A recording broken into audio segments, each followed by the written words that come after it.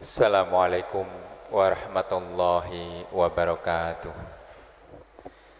Inna hamdalillah nahmaduhu wa nasta'inuhu wa nastaghfiruh wa na'udzu billahi min syururi anfusina wa min sayyiati a'malina.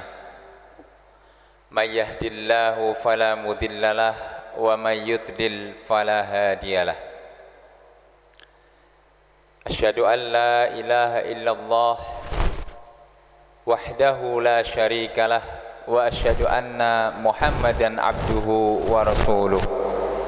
Allahumma salli ala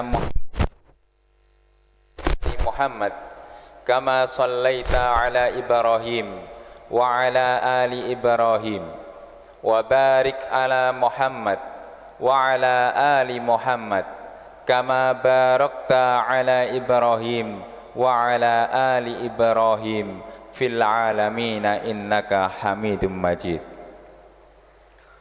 Qala Allah Ta'ala fi kitabil karim, a'udzu billahi minasy syaithanir rajim.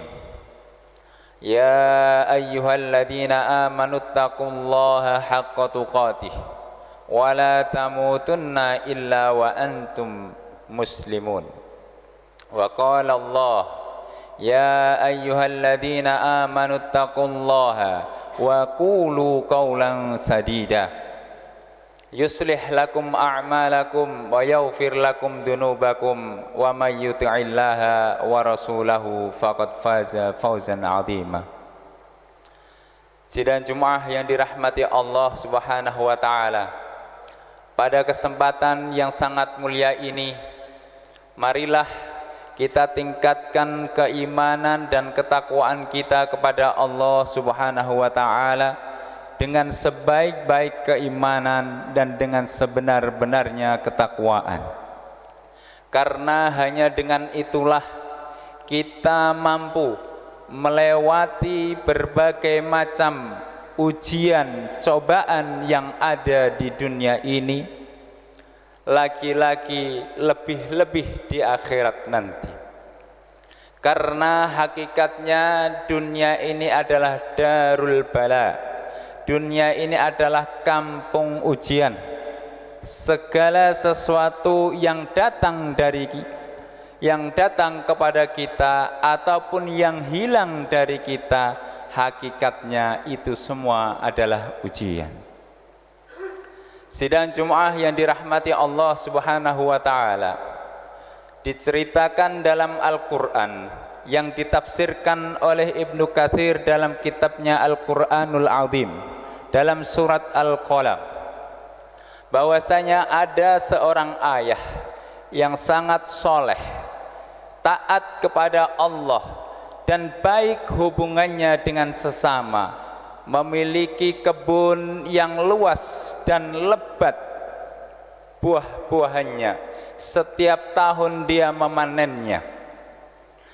Di saat dia panen, dia hanyalah mengambil secukupnya atas kebutuhan dia ataupun keluarga-keluarganya. Lalu dia undang orang-orang fakir, miskin, du'afa untuk mengambil hasil panen dari perkebunannya itu tanpa membayar sepeser pun.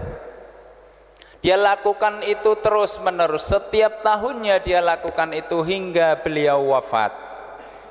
Ketika wafat, diwariskanlah kebun itu kepada 3 anaknya. Di saat datang musim panen, di suatu malam anaknya berkata, la yasrimunnaha musbihin, kami benar-benar akan memanen besok pagi. Wala yastasnun, akan tetapi mereka tidak melakukan pengecualian atas nama Allah, yaitu tidak mengatakan jika Allah mengizinkan. Akhirnya ketika pagi hari dia membangunkan saudara-saudaranya, wahai saudaraku, ayo segera kita memanen.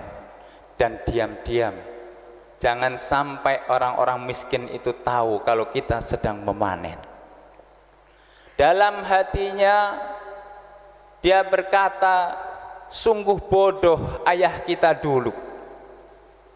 Kalaulah ini tidak dibagi-bagi kepada orang miskin, maka kita akan mendapatkan hasil panen yang maksimal. Akhirnya berangkatlah 3 saudara itu menuju kebunnya. Ketika sampai di kebunnya, dia terkejut melihat kebunnya tidak tersisa apapun. Tidak ada satupun buah yang bisa dia panen. Salah satu di antara mereka berkata, sungguh kita ini salah jalan. Ini bukan kebun kita. Ini kebun orang lain, kita tersesat.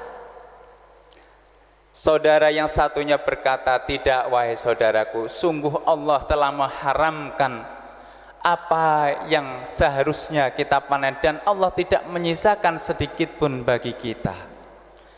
Dan satu saudaranya lagi yang bijak berkata, laula tusabbihun, alam aqul lakum laula tusabbihun. Bukankah kemarin saya sudah katakan kepada kalian, kenapa kalian itu tidak bertasbih kepada Allah?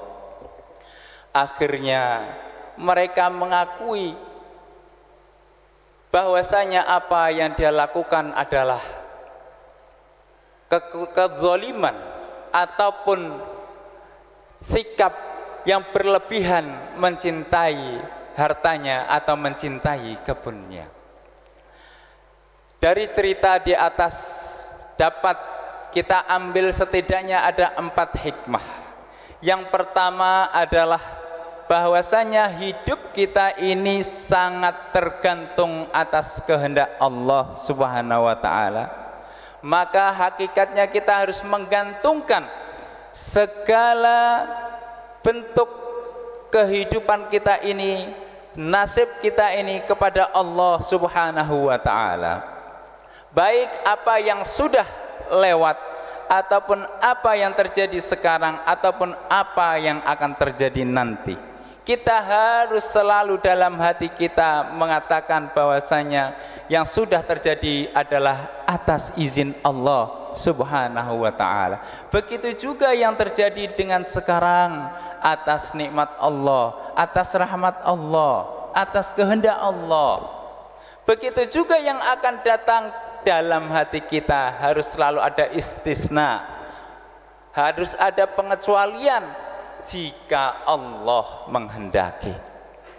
Maka itulah sikap yang harus kita tanamkan dalam diri kita, supaya hidup kita ini selalu tergantung kepada Allah, selalu ingat bahwasanya Allah lah yang maha mengatur atas segalanya.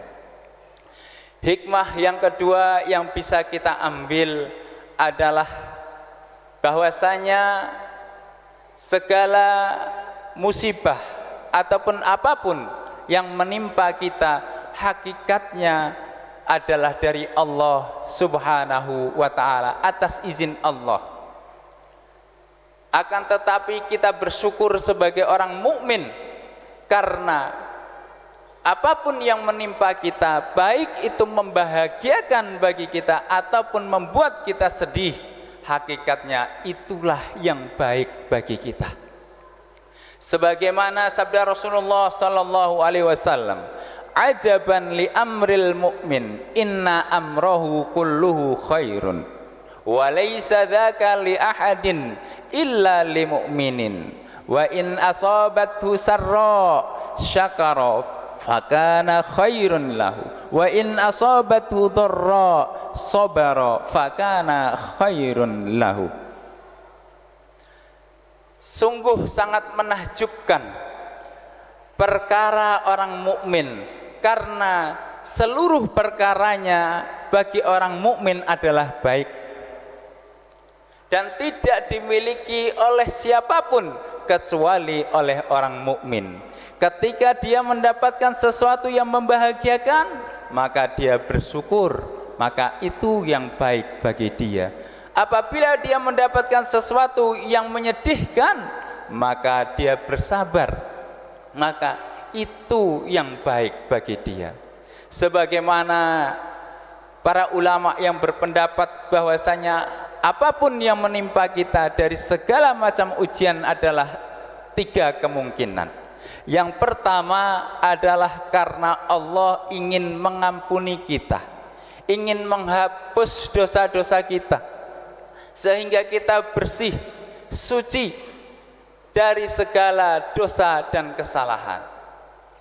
Kemungkinan yang kedua, terjadinya musibah terhadap kita karena Allah ingin mengangkat derajat kita yang lebih tinggi, sebagaimana yang dilakukan atau yang terjadi kepada Nabi Ibrahim alaihissalam.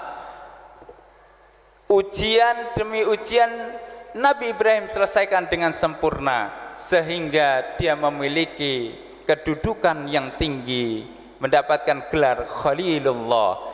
Wa idibtala Ibrahima rabbuhu bikalimatin fa'atammahun.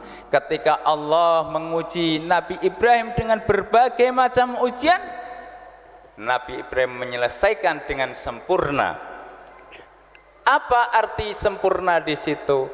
Bahwasanya dia dalam melakukan atau menyelesaikan ujian itu selalu berharap kepada Allah, selalu menggantungkan segala sesuatunya kepada Allah, dan hanya berharap pertolongan dari Allah Subhanahu wa ta'ala. Dan kemungkinan yang ketiga adalah jika kita terkena musibah adalah karena Allah ingin menyempurnakan amal kita. Barangkali kita masih memiliki amal yang sedikit, atau amalnya yang masih belum diterima oleh Allah, sehingga dengan adanya musibah itu Allah ingin menyempurnakan amal ataupun pahala kepada kita. Hikmah yang ketiga yang bisa kita ambil dari cerita di atas adalah bahwasanya segala kelebihan rizki yang Allah berikan kepada kita, baik itu berupa kebun, baik itu berupa perusahaan, baik itu berupa pertokoan, baik itu berupa kantor dan lain sebagainya, itu hanyalah konstruksi bangunan rizki Allah kepada sesama kita, sehingga tidak layak bagi kita untuk pelit, tidak layak bagi kita untuk kikir, karena itu hanyalah titipan dari Allah untuk kita salurkan kepada orang lain. Dan hikmah yang keempat yang bisa kita ambil dari cerita di atas, bahwasanya ketika kita mendapatkan musibah, maka tidak ada tempat kembali kecuali kepada Allah, ar-ruju ilallah, dan mengakui atas segala kesalahan-kesalahan kita, sebagaimana yang dilakukan oleh para pemuda di atas. Qalu subhana rabbina inna kunna taghin. Mereka berkata, maha suci engkau ya Allah, sungguh kita termasuk orang-orang yang melampaui batas. Ini pula yang dilakukan oleh Nabi Yunus ketika dia sedang berada di perut ikan. Dia berkata, la ilaha illa anta subhanaka inni kuntu minadh dhalimin. Mentauhidkan Allah, mensucikan Allah, dan mengakui bahwasanya kita telah melakukan kesalahan, kita telah melakukan kezaliman, sehingga kita bertobat kepada Allah dan kembali kepadanya. Semoga kita semua termasuk orang-orang yang selalu didekatkan kepada Allah Subhanahu wa ta'ala dalam setiap kejadian, baik itu yang membahagiakan kita ataupun menyedihkan bagi kita, semuanya mendekatkan kita kepada Allah Subhanahu wa ta'ala. Barakallahu li wa lakum fil Qur'anil azim, wa nafa'ani wa iyyakum bima fihi minal Qur'ani wa dzikril hakim. Taqabbalallahu minna wa minkum tilawatahu innahu huwal ghafurur rahim.